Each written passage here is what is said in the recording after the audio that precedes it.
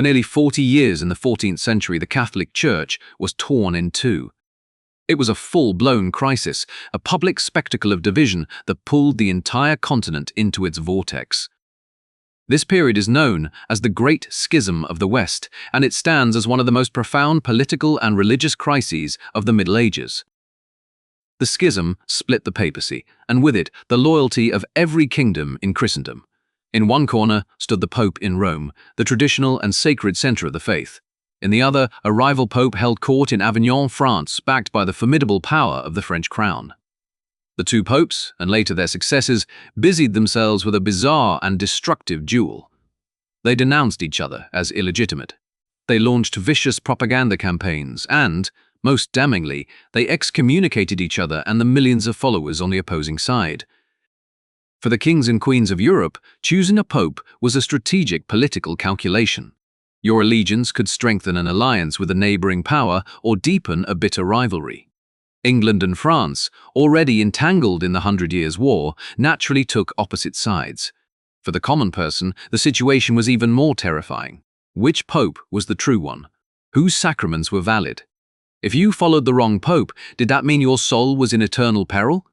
The schism created a climate of spiritual anxiety that seeped into every corner of society, shaking the foundations of faith and authority. In this episode, we will unravel this story of division, how a contentious papal election in 1378 lit the fuse for this explosion. We will map out the political fault lines that emerged as Europe was forced to take sides in this holy dispute. Finally, we will examine the desperate measures taken to end the chaos and reunite a fractured church, a solution that would leave an indelible mark on the papacy and set the stage for even greater upheavals to come.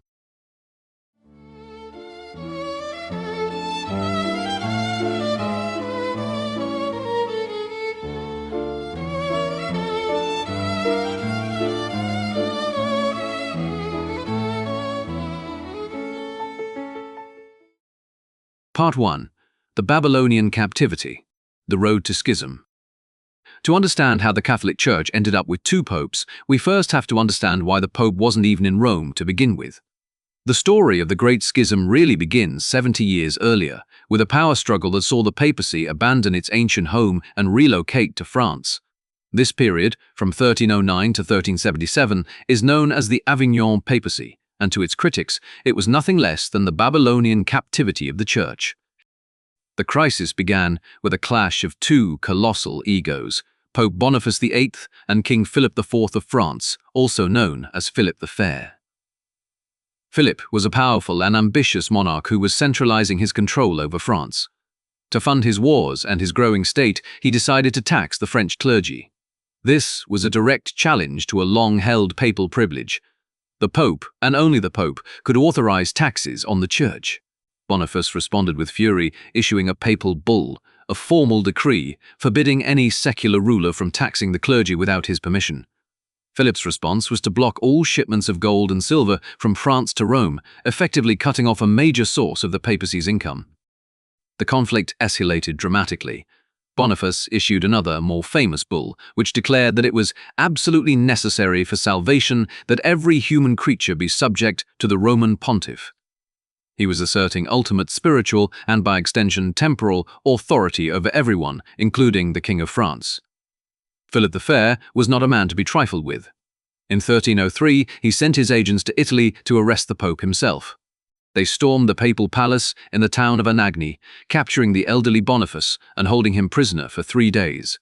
Though he was soon freed by local townspeople, the Pope, then in his 80s, was deeply shaken and humiliated. He died just 1 month later. This event, the outrage of Anagni, sent shockwaves through Europe. A king had laid violent hands on the Vicar of Christ. The power dynamic between monarchs and the papacy had been irrevocably altered.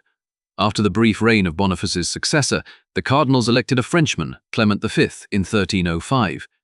Clement was seen as a compromise candidate, but he was also a friend of King Philip. He never even made it to Rome for his coronation.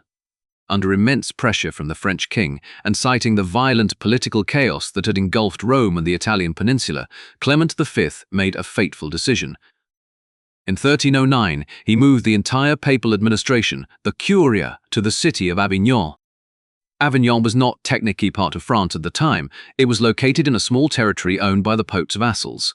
But for all practical purposes, it was within the French sphere of influence, located just across the river from the kingdom itself. What was intended as a temporary measure to escape the anarchy of Rome soon became permanent. For the next 68 years, the papacy would remain in Avignon. Every one of the 7 popes who reigned from Avignon was French. Unsurprisingly, the College of Cardinals, the men who elected the Pope, also became dominated by Frenchmen. From the outside, especially from places like England, Germany, and Italy, it looked like the papacy had become a tool of the French monarchy. Critics decried Avignon as a new Babylon, a place of exile where the church was held captive by a foreign power, just as the ancient Israelites had been held captive in Babylon. The poet Francesco Petrarch, a famous Italian scholar, called Avignon the Sodom of the West, a place of greed, corruption, and vice. The Avignon papacy was not entirely a dark age. The papal administration became a much more sophisticated and efficient bureaucracy during this time. The popes in Avignon centralized the church's financial system, creating a vast and effective machine for collecting revenues from across Europe. They became patrons of the arts and architecture, transforming Avignon into a magnificent city, dominated by the colossal and fortress-like palace of the popes. But this efficiency and opulence came at a cost. The papacy was seen as increasingly worldly, focused on administration, law, and money rather than on spiritual leadership. The heavy taxes it imposed on dioceses everywhere to fund its lavish court and its political ambitions in Italy only fueled resentment. The perception was that French interests were being prioritized and the universal nature of the church was being compromised. As the decades wore on, the calls for the Pope to return to Rome grew louder and more insistent. Rome, without the papacy, had fallen into disrepair and was plagued by the infighting of its powerful noble families. The city's economy had collapsed, and its ancient buildings were crumbling. For many Christians, the idea of the Bishop of Rome living anywhere but Rome was unthinkable. The Pope's authority, they argued, was tied to his role as the successor of St. Peter, the first Bishop of Rome, who was martyred and buried there. To abandon Peter's city was to abandon the source of their spiritual legitimacy. This pressure came from all corners of Europe, but it found its most powerful voice in a truly remarkable woman, Catherine of Siena. Catherine was the daughter of a cloth dyer. From a young age, she claimed to have intense mystical visions of Christ, and she dedicated her life to God as a member of the Dominican order. Despite having no formal education, she was a brilliant and forceful personality, and she quickly gained a reputation for holiness and wisdom. Kings, queens, and even popes sought her counsel. Catherine was convinced that the ills of the church, its corruption, its internal conflicts, and its loss of prestige were a direct result of the Pope's absence from Rome. She believed it was God's will that the papacy return to its rightful home. In 1376, she undertook the arduous journey from Italy to Avignon to confront the reigning pontiff, Pope Gregory XI, in person. Gregory was, like his predecessors, a Frenchman.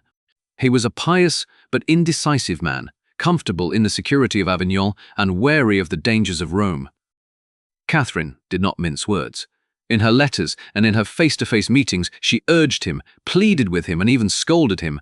She called him Papa, the Italian for Pope, but spoke to him with a frankness that was shocking for the time. She told him to be a man, to overcome his fears, and to fulfill his duty to God. She wrote, "Be a true man, not a timid one. Answer God, who calls you to hold and possess the seat of his glorious apostle Peter." She warned him that if he failed to act, he would face divine judgment.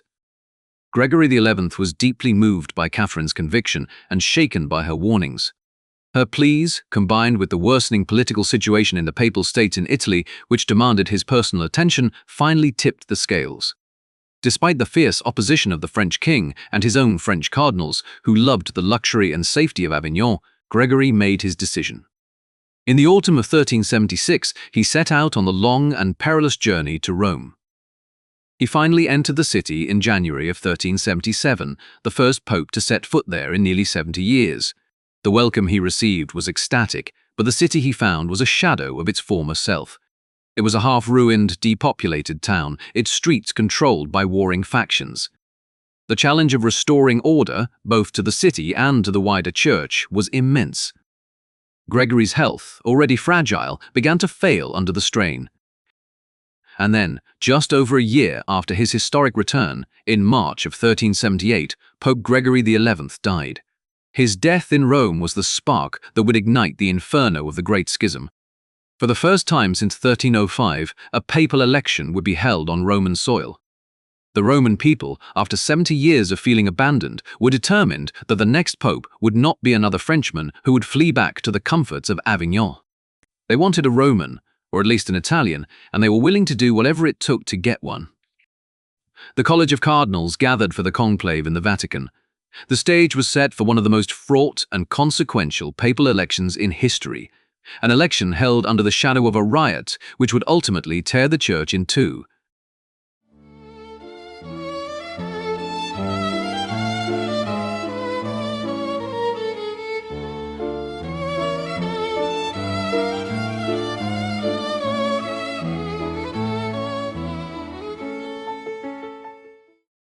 Part 2. The Spark, a disputed election.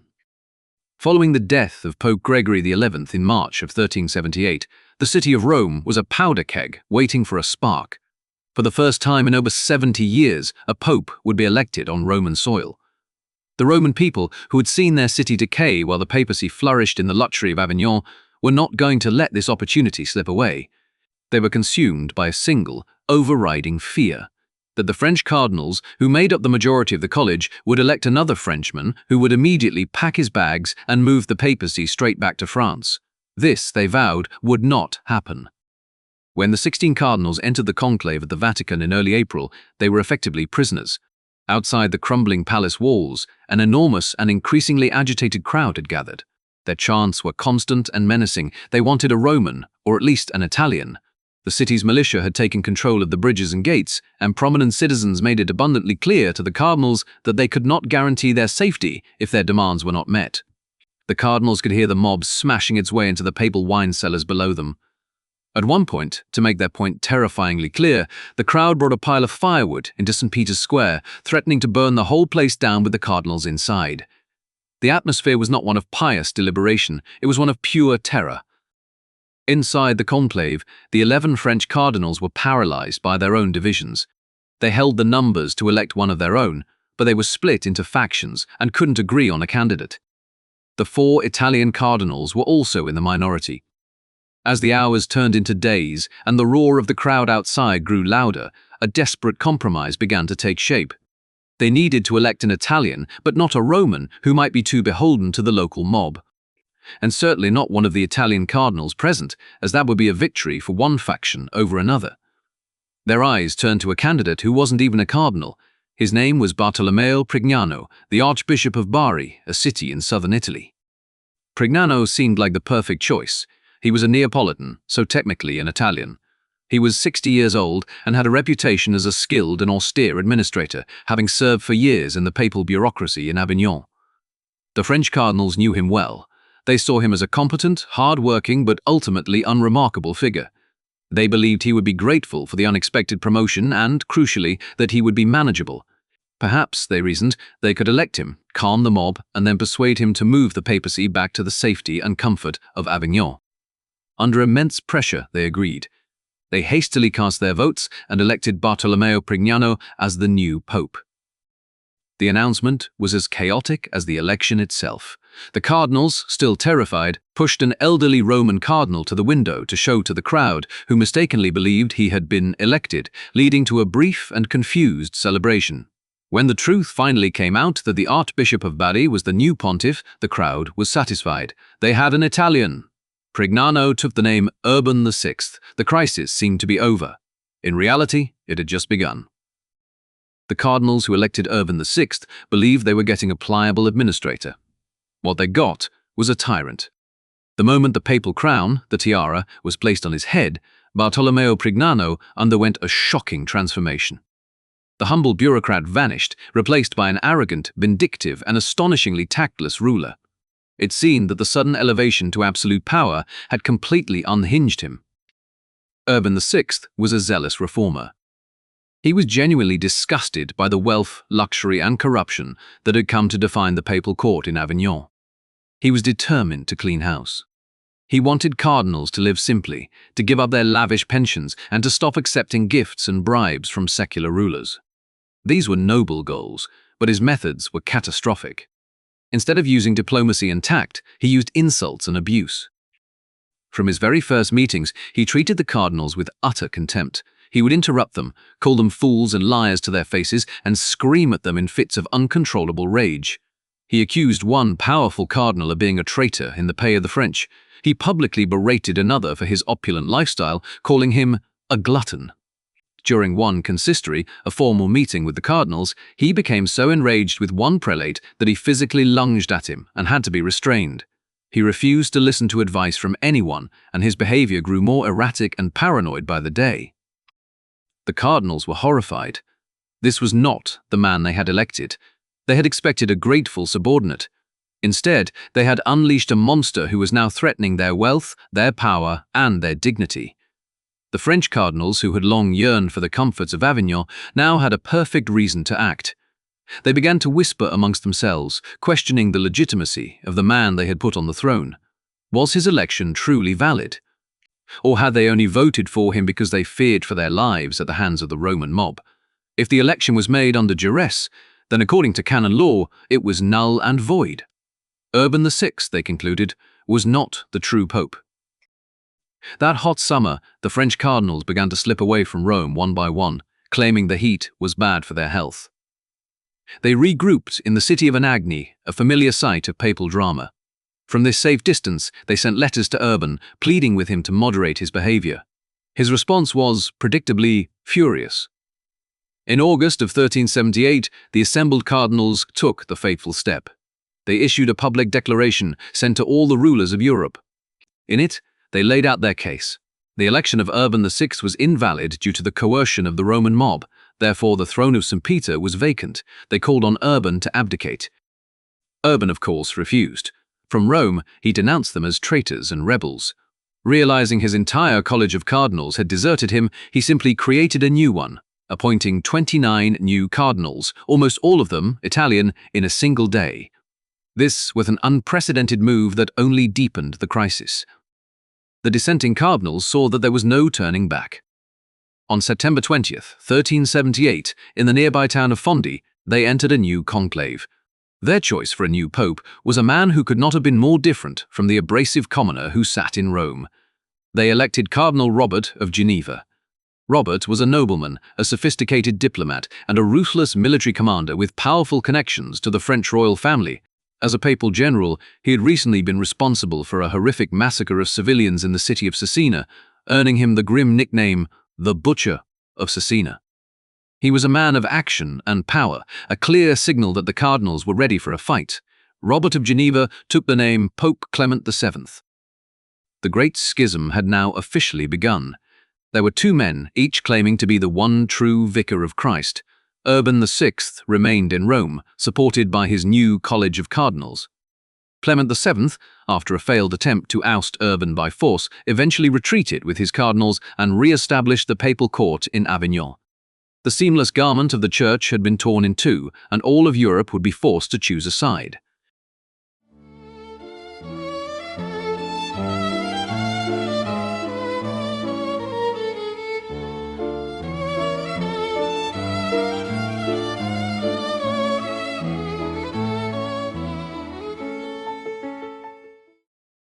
Part 3. A House Divided. Europe Takes Sides. The election of a second pope in the autumn of 1378 had ignited a crisis. It plunged Christendom into a state of unprecedented chaos and forced a question that no one was prepared to answer. When there are two vicars of Christ, who do you follow? The decision, for almost everyone, had very little to do with theology or canon law. It had everything to do with politics. The Great Schism was fought in the great courts of Europe.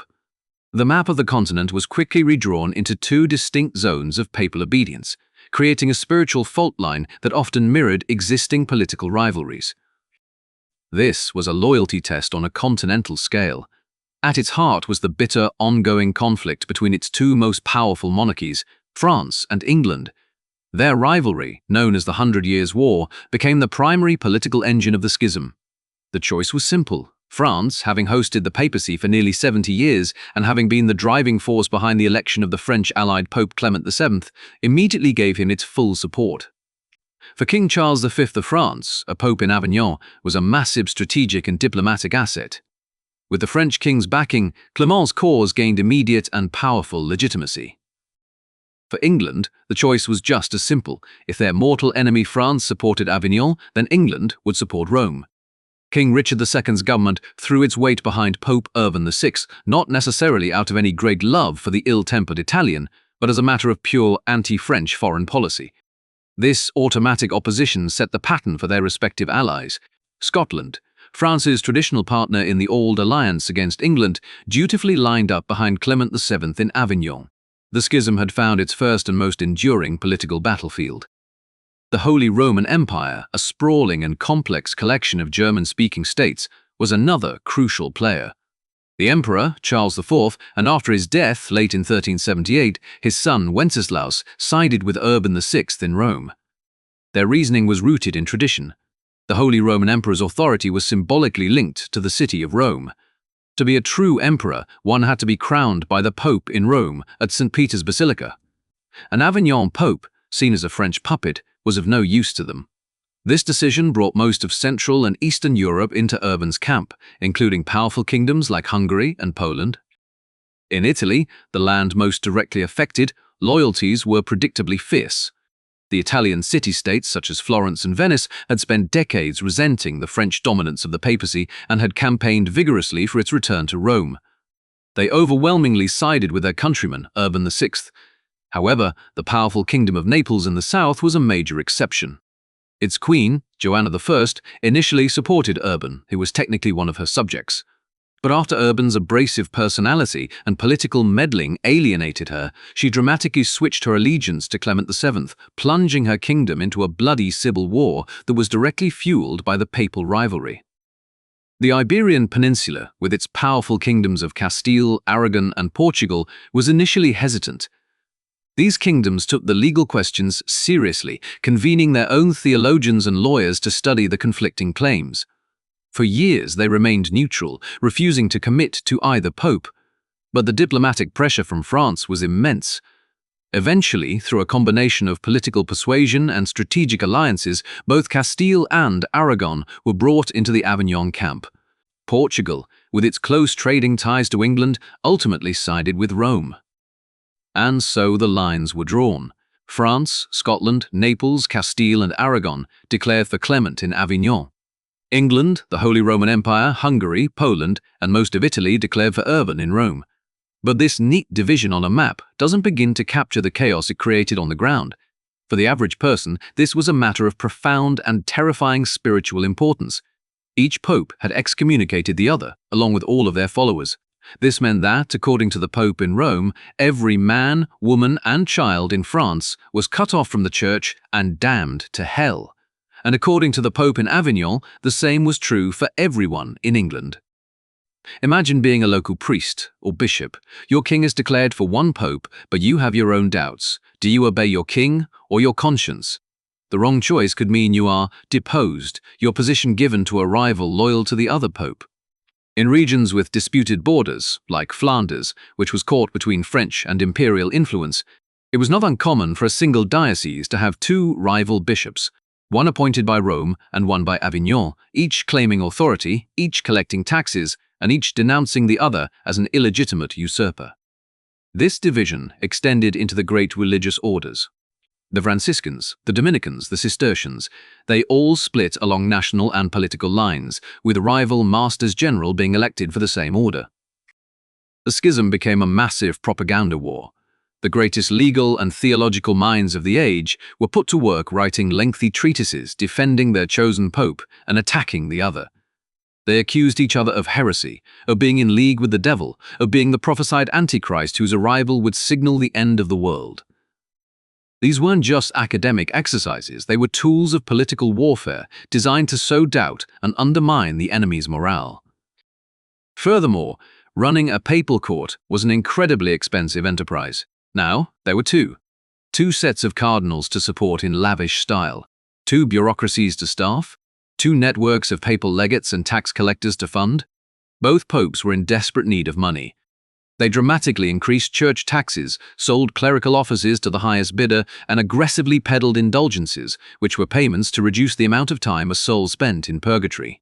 This relentless fundraising made both papal courts seem rapacious and worldly, further eroding the moral authority of the papacy in the eyes of the faithful. The institution that was supposed to be the spiritual guide for Christendom now appeared to be just another corrupt and grasping political power, consumed by its own internal squabbles. The seamless garment of the church was now being shredded. With each passing year, the hope of ever stitching it back together grew dimmer.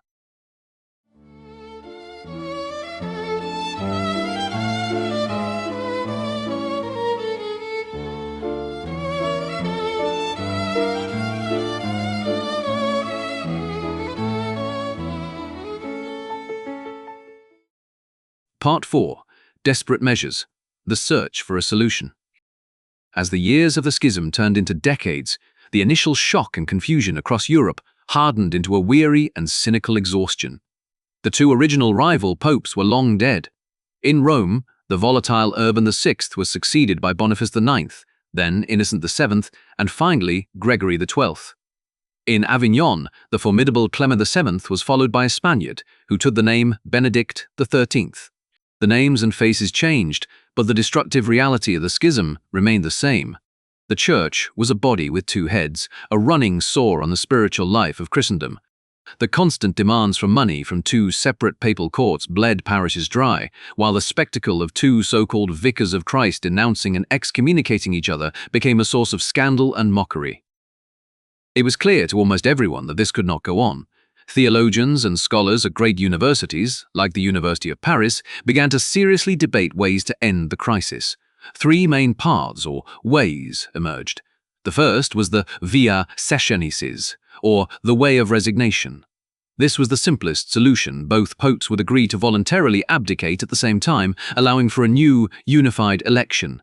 The second was the via compromissis, the way of compromise, where both sides would agree to submit their claims to an independent panel for arbitration.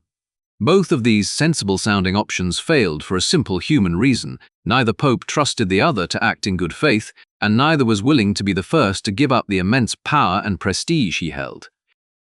This left the third and most radical option, the via conciliis, the way of the council. This idea drew on an ancient tradition that a general council, representing the entire church, held an authority great enough to judge and even depose a pope, especially a heretical one. The argument was that if the popes themselves had become an obstacle to the unity of the church, then the body of the faithful, through its representatives, had the right and the duty to intervene. This was a dangerous and revolutionary idea, as it directly challenged the principle of absolute papal authority. But desperate times called for desperate measures. The first serious attempt to put the via conciliis into practice came in 1409. By this point, cardinals on both sides were completely fed up with their stubborn and intransigent popes, Gregory XII in Rome and Benedict XIII in Avignon.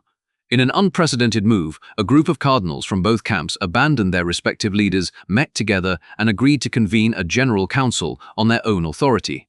The council met in the city of Pisa. It was a massive gathering, attended by hundreds of cardinals, bishops, abbots, and representatives from universities and monarchies across Europe. There was a powerful sense of hope in the air. The Council of Pisa acted decisively. It formally summoned both popes to appear and answer for their actions. Unsurprisingly, neither of them showed up. In their absence, the council put them on trial, found them both guilty of being notorious schismatics and heretics, and declared them both deposed. The papal throne, they announced, was now vacant. A few days later, the cardinals at Pisa entered into a conclave and elected a new pope, a respected Greek cardinal who took the name Alexander V. Church bells rang and celebrations broke out. It seemed the long nightmare was finally over. A united college of cardinals had taken a stand and provided the church with a single, universally chosen leader. But the celebration was tragically premature. The popes in Rome and Avignon simply refused to recognize the council's authority. Gregory XII denounced the council as an illegal assembly. Benedict XIII did the same. They both insisted they were still the one true pope. The result was a catastrophe far worse than the original problem. Instead of healing the schism by going from 2 popes to 1, the Council of Pisa had managed only to add a third. The Catholic world now had 3 rival popes, each with his own court, his own cardinals, and his own set of excommunications against the others. The Church was no longer a body with 2 heads, but a 3-headed monster. Europe looked on in horror at what some called the accursed Trinity. The failure at Pisa was a devastating blow, but it also proved that the conciliar path was the only one left. What was needed was a new council, the one with a power and authority that no one could ignore. That authority came from a secular ruler, Sigismund of Luxembourg, king of the Romans and soon-to-be Holy Roman Emperor. Sigismund was a powerful, determined, and pragmatic ruler. He understood that the 3-way schism was a political disaster that was destabilizing his empire and preventing Europe from dealing with other pressing threats, such as the advance of the Ottoman Turks. Sigismund put his full imperial weight behind the calling of a new, definitive council. He strong-armed the Pisan Pope, John XXIII, who had succeeded the short-lived Alexander V, into officially convoking it. The council was to meet in 1414 in the city of Constance, a German imperial city, under Sigismund's direct control. This location was crucial, as it meant the council would not be dominated by any one pope or national faction. The Council of Constance was one of the greatest international gatherings of the entire Middle Ages. For 4 years, this small city on the shores of Lake Constance became the de facto capital of Europe. Tens of thousands of people descended upon it: cardinals, patriarchs, archbishops, abbots, and theologians. They were joined by princes, dukes, and ambassadors from every nation in Christendom, along with their vast retinues of scribes, servants, and soldiers. It was an ecclesiastical summit and a political congress all rolled into one. The council's goal was clear and daunting: to get rid of all 3 popes and elect one new one. Their first target was John XXIII, the Pisan Pope, who had helped call the council. John had come to Constance hoping the council would simply depose his 2 rivals and confirm him as the sole, legitimate pontiff. He quickly realized his mistake. The council, led by reformers who believed in its supremacy, intended for all 3 to step down. Panicked, John decided to flee. One night in March 1415, he slipped out of the city disguised as a groom, hoping that his absence would dissolve the council and throw everything into chaos. It was a catastrophic miscalculation. Under the steady leadership of Emperor Sigismund, the council did not panic. Instead, it issued a famous decree called Haec Sancta, which declared that a general council representing the Church received its authority directly from Christ and that everyone, including the Pope himself, was bound to obey it. This was a revolutionary statement of conciliar power. Sigismund's troops soon captured the fugitive John XXIII. He was brought back, put on trial for a litany of crimes including simony, sodomy, and even poisoning his predecessor, and was formally deposed. 1 down. Next was the Roman Pope, Gregory XII. He was an old man, and while his claim was considered the most legitimate by many, he had little real power left. He decided to cooperate. In a shrewd move that preserved the dignity of his line, he agreed to resign, but only after his legates were allowed to formally reconvoke the council, thus, in his view, giving it its true legitimacy. The council agreed to this face-saving measure. In July 1415, Gregory XII voluntarily abdicated, 2 down. The last holdout was the Avignon Pope, Benedict XIII. He was a stubborn, unyielding Spaniard who was absolutely convinced of his own righteousness. He refused all negotiations. Emperor Sigismund himself made the arduous journey across Europe to Perpignan to try and persuade him personally, but to no avail. Benedict retreated to a remote, windswept castle at Peñíscola on the coast of Spain and locked himself in. The council, having lost all patience, finally put him on trial in absentia. They declared him a heretic and deposed him in July of 1417. While Benedict would continue to thunderously excommunicate the rest of the world from his lonely rock until his death years later, for all intents and purposes, he was now irrelevant. 3 down. The papal throne was finally and definitively empty. In November of 1417, the cardinals at the Council of Constance, joined by special representatives from the 5 great nations present, entered into a conclave. On November 11th, they emerged and announced they had elected a single, undisputed pope, the Roman cardinal Ordine Colonna. He took the name Martin V. The news was met with relief and joy across Europe. The church once again had a single head, and the long process of healing could begin.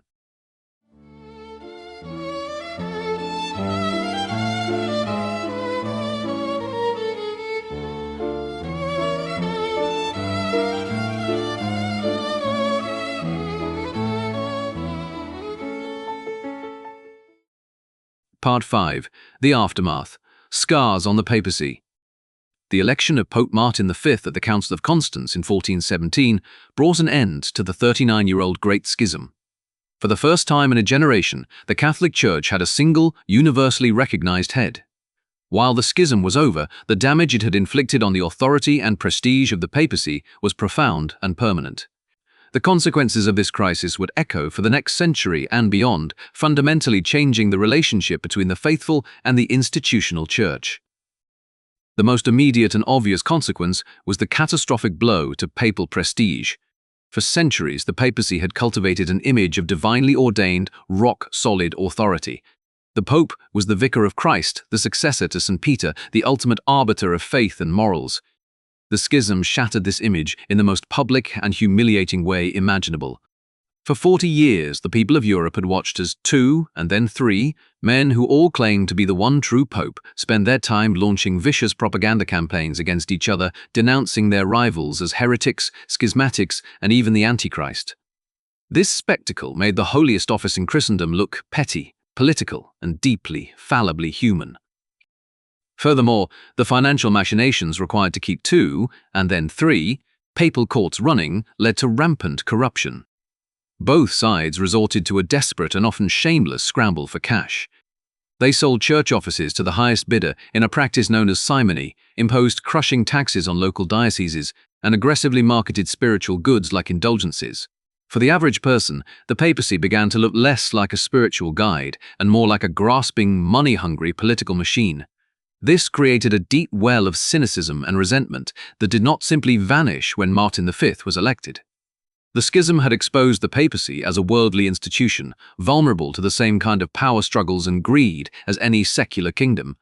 The aura of untouchable, divine mystique was gone, and it would never fully return. Beyond this damage to its reputation, the schism gave rise to a powerful and revolutionary new idea that threatened the structure of the Church: the conciliar movement.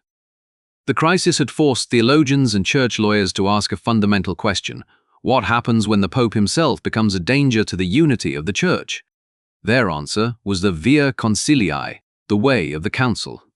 The theory, which gained enormous traction during the schism, was that a general council representing the entire body of the faithful was the ultimate authority in the Church, an authority to which even the Pope was subject.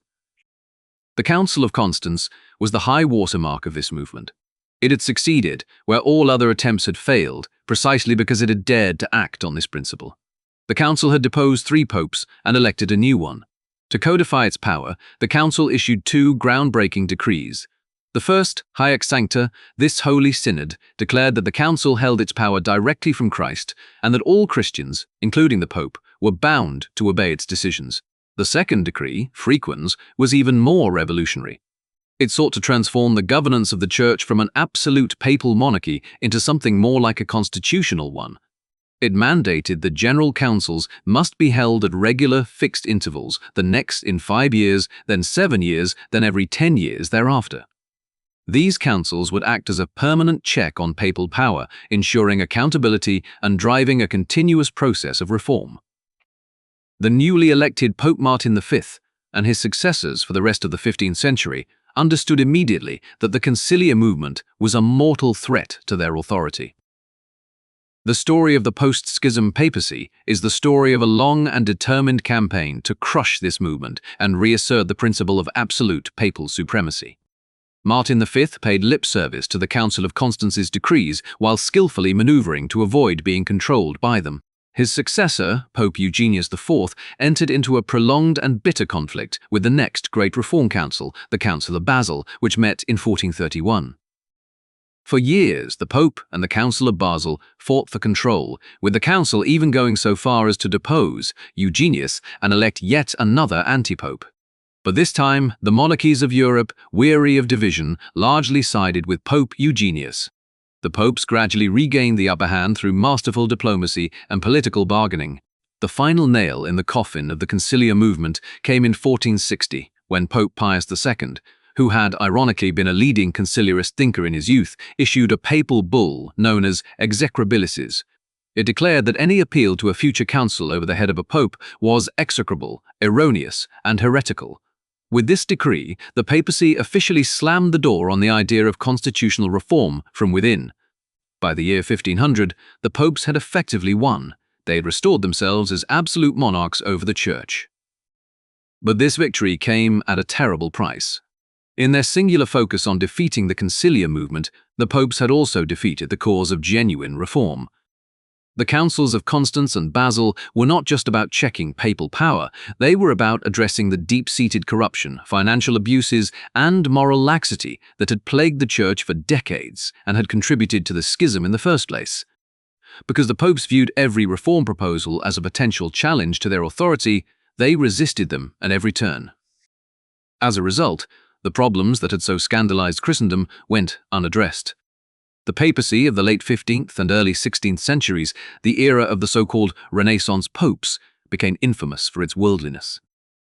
Popes like Alexander VI, from the notorious Borgia family, and Julius II, the warrior pope, seemed far more interested in waging war, engaging in Italian power politics, and commissioning magnificent works of art than in the spiritual welfare of the church. The sale of indulgences, which had been so controversial during the schism, became more systematic and widespread than ever before. This is the crucial legacy of the Great Schism. It created a powerful appetite for reform, but ultimately led to a system where that reform was blocked by a newly re-empowered and defensive papacy. The grievances festered. The memory of the schism, of a fallible, divided, and corrupt papacy, remained lodged in the collective consciousness of Europe. So when, exactly 100 years after the Council of Constance, a German monk named Martin Luther nailed his 95 Theses to a church door in Wittenberg to protest the sale of indulgences, he was not starting a new conversation. He was tapping into a century of pent-up frustration. The schism had proven that the church could be broken. The failure to reform after the schism created the perfect conditions for a new, far more radical challenge to succeed.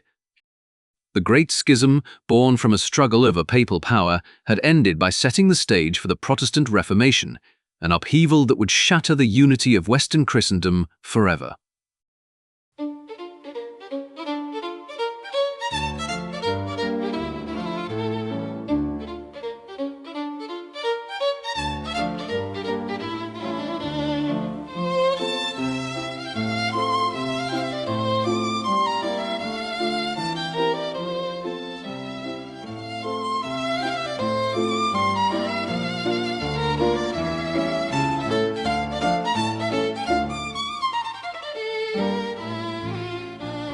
This podcast was entirely produced by Andrew Scott. If you have any suggestions for topics or improvements, please get in contact.